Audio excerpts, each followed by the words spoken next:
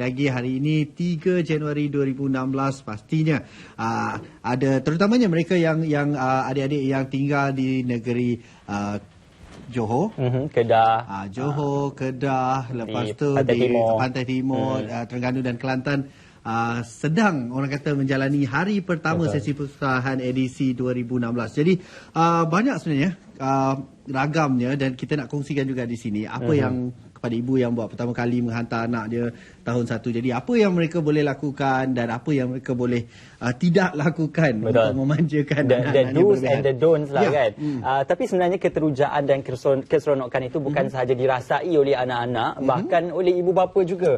Ada yang pening kepala fikir baju sekolah tak siap lagi lah, beg sekolah tak siap lagi lah. Tapi yang penting perancangan awal itu sepatutnya yang menjadi keutamaan bagi ibu bapa. Untuk bercakap mengenai pengalaman menyediakan anak-anak untuk menghadapi hari persekolahan, khususnya bagi yang pertama kali memasuki alam persekolahan, kita bersama dengan Encik Zaid Mohamad, seorang pakar motivasi, dan juga kita akan bersama juga dengan seorang selebriti yang cukup dirindui ramai, Cik Anita Baharom dan juga anaknya Iskandar.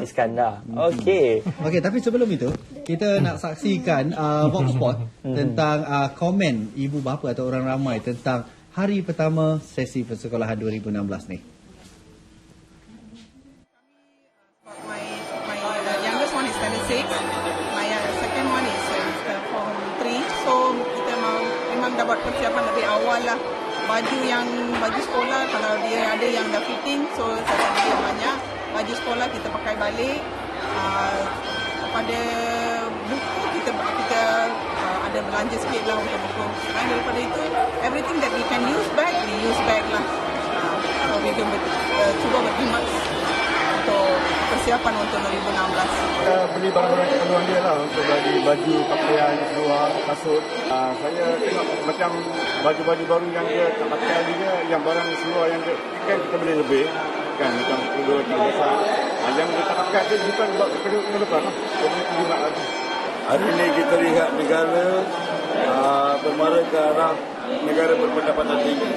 Kos sara hidup yang meningkat. Dan kita lihat pelbagai kos yang bertambah dan sebagainya. Maka tanggungjawab pada ibu bapa khidmatkan kos. Yang penting bukan berapa banyak pendapatan kita, yang penting berapa banyak kita boleh jimat. Apa yang kita boleh gunakanlah. Jangan setiap tahun kita nak tak semestinya kena ada beg baru. Walaupun kalau kita ikut pendirian murid-murid, setiap tahun mereka nak beg baru, setiap tahun mereka mungkin nak kasut baru. Apa yang boleh gunakan ini banyak ke depan. Mendidik anak-anak. Mungkin kalau kita ikut kehendak anak-anak, murid-murid, mereka nak semua baru. Tetapi yang penting ibu bapa kena mendorong, mengajar anak-anak apa-apa yang kita boleh jimat, apa-apa yang kita boleh guna dan sebagainya. Sebagai ibu bapa, kita perlukan menjimatkan diri. Kita menerangkan dekat era masih barang ni okey lagi, boleh pakai. So, lepas habis ni, mak akan berikan yang lain. Barang-barang ada yang boleh lama punya. Jimat sikit. Ada beg saya masih ada guna. Tapi ayah saya memang tak boleh beg lah. Tapi saya nak jimatkan pun.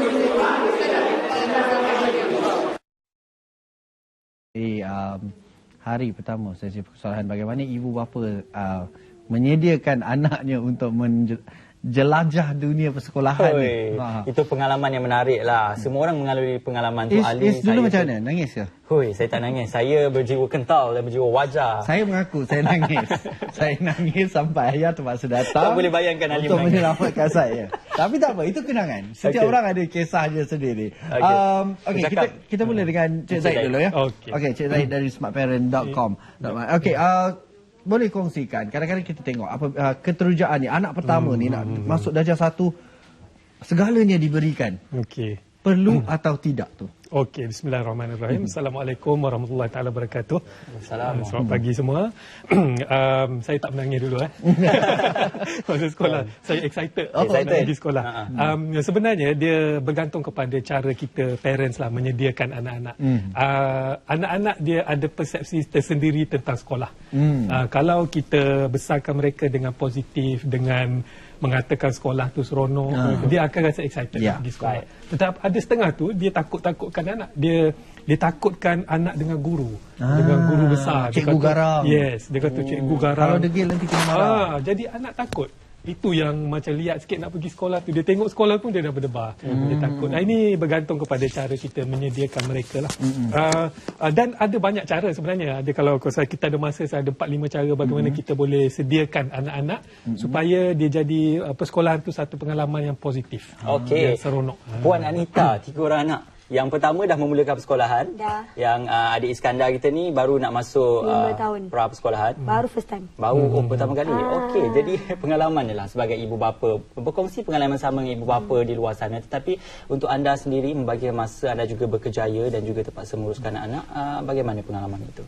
Okey, untuk pengalaman anak sulung lah bila dia nak masuk sekolah tu, bismillahirrahmanirrahim, serak-serak sore pagi.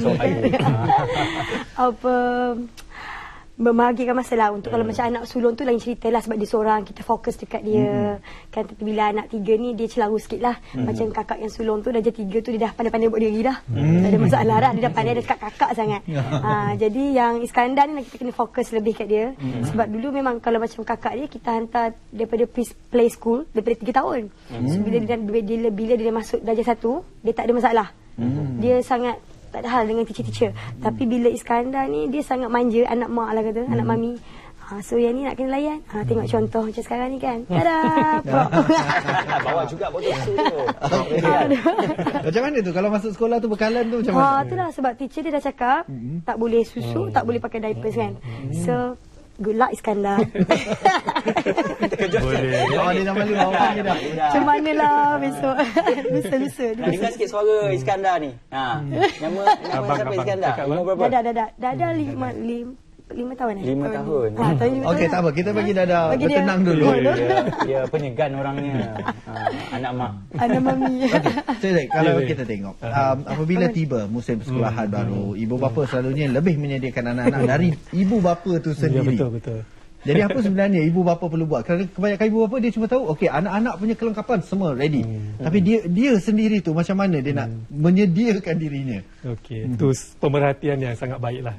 Banyak orang terlepas pandang isu kita sebagai ibu bapa nak menyediakan diri kita nak lepaskan anak ke sekolah. Dia dinamakan, dia panggil kalau bahasa Inggeris separation anxiety ataupun kita keresahan berpisah. Memang kita betul kan, kita first time nak bagi anak ke sekolah ni satu tempat yang macam kita dulu kan masa first day sekolah tu berdebar dia lain macam tu lah. Macam satu dunia baru. Jadi memang kena bersediakan mental, terutama dari segi mental. Fizikal saya rasa semua dah sediakan, dah ada uniform semua. Tapi mental tu dia keresahan berpisah ni dia memang dari sudut psikologi memang biasa. Terutama anak 3 hingga 6 tahun 7 tahun sebab first time kita lepaskan mereka kan. Jadi yang sebenarnya yang masalahnya ialah ibu bapa tu sendiri. Betul. Dia nak lepas tu susah. Sebab ada juga. Betul. Masa anak saya yang Syifa tu nak masuk yang 3 tahun lah. So bila darjah 1 dah tak ada masalah. Saya yang nangis. Memang betul. Saya yang menangis. Maminya yang menghantar menangis. Saya menangis. Saya keluar macam drama menangis. Saya nak anak sebut dia kadang-kadang. Mak yang menangis. Sebab apa? Kenapa tu? Kenapa menangis dan juga perasaan tu apa sebenarnya yang bermain? Sebab kita jaga dia daripada kecil. Tiba-tiba saya nak tinggal dia dekat orang. Saya tengok anak saya dekat orang, lepas tu teacher tu ambil dukung dia masa tu kan. Dia tengok saya biasa dia macam sebik sikit je lah. Tapi saya yang tak mau tengok muka dia. Itu biasa. Tapi kadang-kadang itu saya kata bila kita menangis, bila anak tengok kita takut nak lepas dia jadi takut. Dia pula rasa tunjuklah psikologinya. Kita kena happy, ceria. Pertama sekali kita kena yakin lah sekolah cikgu dia latih. Berapa tahun dia pergi maktab perguruan semua kan. Siapa kita memang kita dengan anak kita saja. Dia cikgu-cikgu dia dilatih jaga anak orang lain lah. Jadi kita kena yakin lah dengan keupayaan. Kalau untuk menangani isu itu, adakah kalau kita memulakan anak-anak seawal persekolahan usia 4 tahun dalam pra persekolahan, adakah itu boleh membantu menyediakan ibu bapa dan juga anak-anak? Memang semestinya. Kalau sebab tu kalau anak biasa pergi tadika, dia pergi darjah 1 biasanya dah okey lah. Dah okey. Tak ada nak nangis-nangis. Tapi saya pernah tengok lah dia 4 tahun tu. 4 tahun tu yang paling susah saya rasa. Kan?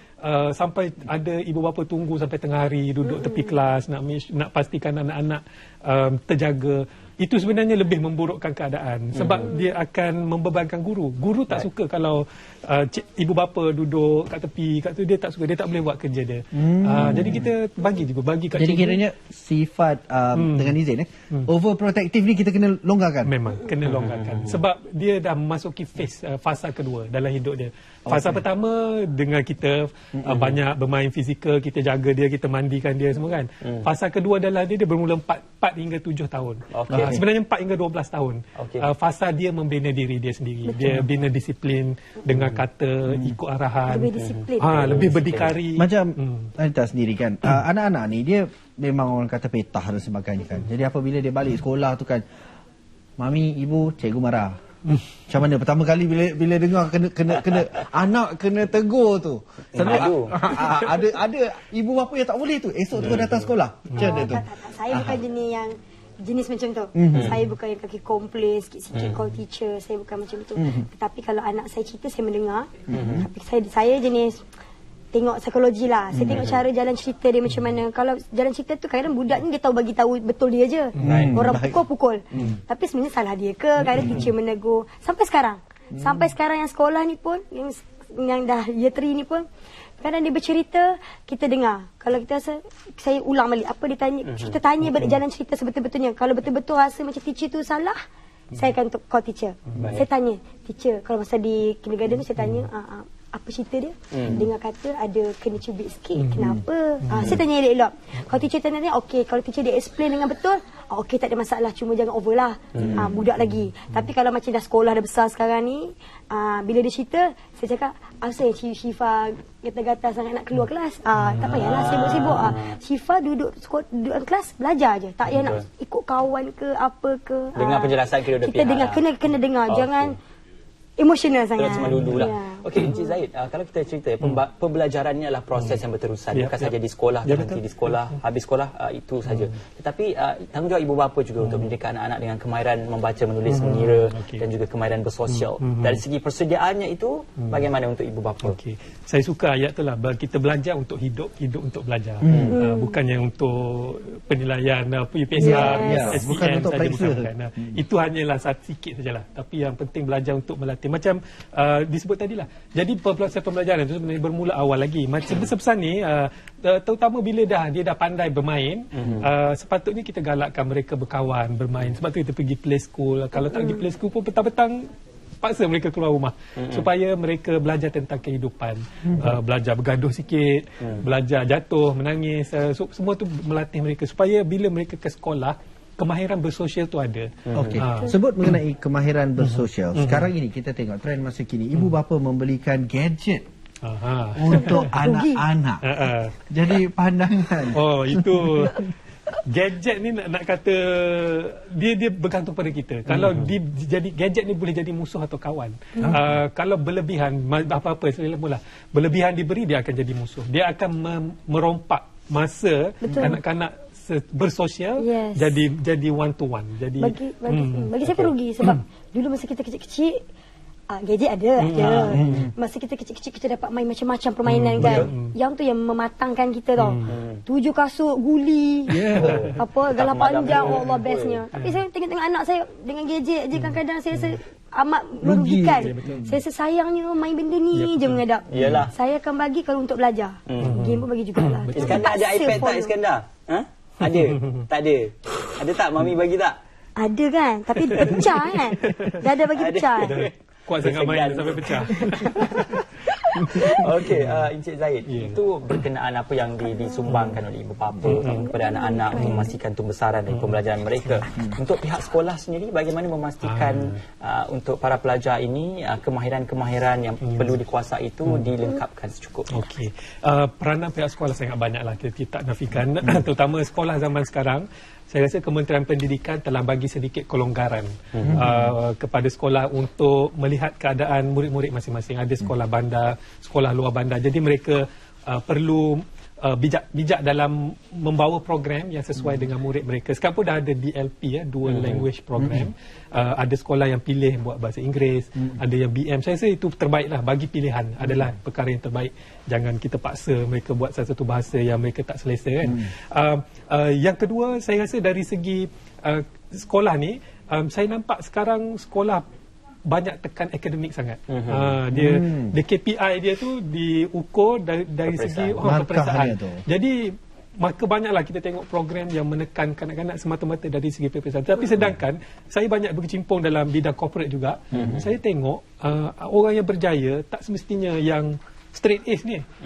Dia itu penting untuk dapatkan kerja, tetapi tidak cukup untuk tidak cukup untuk tidak cukup untuk jadi topik lah. Untuk bawa kita jauh. Yang bawa kita jauh ke hadapan ialah bakat kepimpinan. Jadi pembelajaran adalah satu aspek, tetapi yang membawa kita, memandu kita ke hadapan ialah bakat kepimpinan. Jadi bagi saya sangat sokong kalau sekolah lebihkan aktiviti-aktiviti yang berbakat kepimpinan. Contohnya berucap di khalayak ramai, panggil budak-budak datang depan, buat satu macam di Australia. Saya pernah melawat ke Australia, sekolah Australia dia kalau hari Isnin macam besok kan, first day, hari pertama 1 jam dia tak belajar, dia buat public speaking. Jadi benda-benda macam itulah. Bukan sahaja pelajaran, tetapi keyakinan diri semua dibentuk dari situ. Okey, macam Anita sendiri. Bila anak pertama, ini dah masuk anak kedua dah, nak memulakan sesi persekolahan kan. Jadi bagaimana pula anda berdepan dengan ibu bapa rakan-rakan yang selalunya macam apa-apa anak saya dulu, anak saya kena duduk depan, anak saya yang terbaik. Macam mana bila macam tu? Bila jumpa dengan ibu bapa begitu macam mana? Yang dia cerita anak dia je yang bagus. Ceritalah. Macam tu je lah, senyum je. Tak ada, senyum layan je lah. Sebab tak ada, so far yang Syifa ni tak ada macam tu lah. Semua fair and square, teacher layan. Sebab dia tak ramai satu kelas. Tak ramai, sikit dalam 20 jadi dia orang. boleh fokus. Ya, dalam 20 orang je. So, tak ada masalah duduk depan ke belakang, sama je. Aktiviti apa semua teacher akan pilih mengikut kesesuaian, mengikut kemahiran, mengikut yang siapa yang talented lah, macam tu lah. So tak ada masalah. So far Syifa, kakak dia sangat kakak-kakak. Dia dah biasa daripada 3 tahun, dan semua orang kalau jumpa dia kalau kita akan ada grup mamis kan, semua orang kalau jumpa anak saya, alhamdulillah dia akan cakap, wah, Syifa very peramah lah. Jumpa aunty. So dia sangat senang, dia boleh adapt dengan semua keadaan. Masuk taekwondo ke, art club ke, apa semua. Alhamdulillah lah. Okey, terima kasih diucapkan kepada Anita yang merindui beliau. Ini dia kemunculan Anita juga untuk pagi ini bersama dengan kita. Dan juga terima kasih juga pada Encik Zaid Muhammad, pakar motivasi, kerana bersama dengan kita berkongsi pengalamannya. Iskandar, kalau nak botol susu ni cuba cakap sikit. Boleh? Sampai tadi tak dengar suara. Dah ada berapa tahun? Tak ada apa tahu, how old are you? How old are you? Alamak, dia macam manalah nak hantar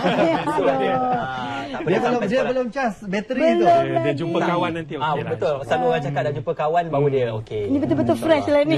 Terkejut ni dia. Betul lah dia. Satu konsep menarik untuk ibu bapa yang menghadapi kerenah anak-anak yang tidak mampu pergi sekolah ataupun menghadapi kesukaran untuk sekolah. Pastikan kita membimbing dengan cara bijak dan juga dengan cara yang berhemah untuk anak-anak kita sendiri. Longgarkan sedikit kasih sayang, beri kepercayaan kepada guru agar semuanya boleh berjalan lancar.